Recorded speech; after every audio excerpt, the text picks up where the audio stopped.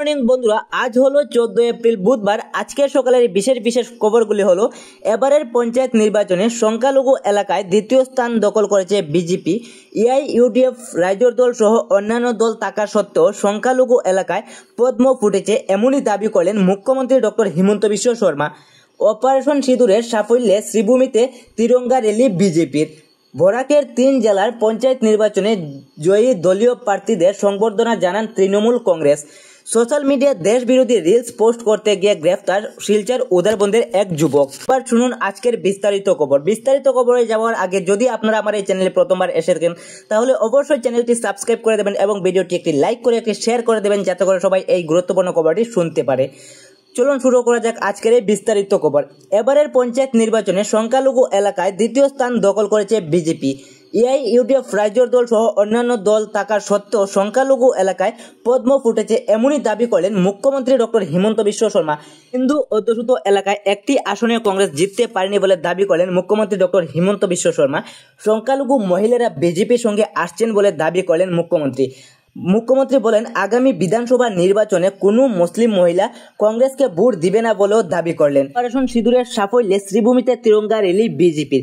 র্যালিতে অংশগ্রহণ নেন মন্ত্রী কৃষ্ণেন্দু পাল। শহরের বিভিন্ন সড়ক পরিক্রমা করে ওই র্যালিতে মিছিলে এছাড়া অংশ নেন রাজ্যসভার সদস্য মিশন রঞ্জন দাস, জেলা সভাপতি সঞ্জীব বণিক, প্রাক্তন জেলা সভাপতি সুব্রত ভট্টাচার্য সহ অন্যান্যরা। বরাকে 3 জেলার পঞ্চায়েত নির্বাচনে জয়ী দলীয় প্রার্থীদের সংবর্ধনা জানালো তৃণমূল কংগ্রেস। গতকাল দলীয় কার্যালয়ে এক সভার আয়োজন করা হয় জয়ী প্রার্থীদের নিয়ে। সেখানে উপস্থিত ছিলেন সাংসদ সুস্মিতা দে।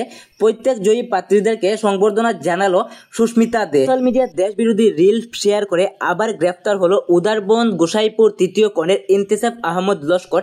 সোমবার তাকে গ্রেফতার করা হয়। নির্বাচনে হারলেও জনগণের পাশে থাকার প্রতিশ্রুতি দিলেন সোনাবাড়িঘাট জেলা পরিষদ আসনের সাজিদা পারভিন লস্করের প্রতিনিধি জাকির হোসেন লস্কর।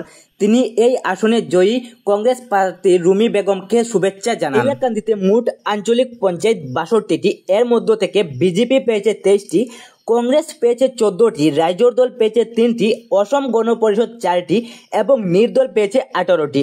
হাইলাকান্দিতে বিজয়ী জেলা পরিষদ সদস্যা কাটলিচড়া বাগচড়া আসনে জয়ী বিজেপি প্রার্থী পম্পা দাস। তিনি কংগ্রেস প্রার্থী প্রিয়ঙ্কা দাসকে প্রায় 13,500 ভোটে পরাজিত করেছেন। বরুণচড়া দলাইচড়া আসনে জয়ী বিজেপি প্রার্থী বিপ্লব অবস্থি।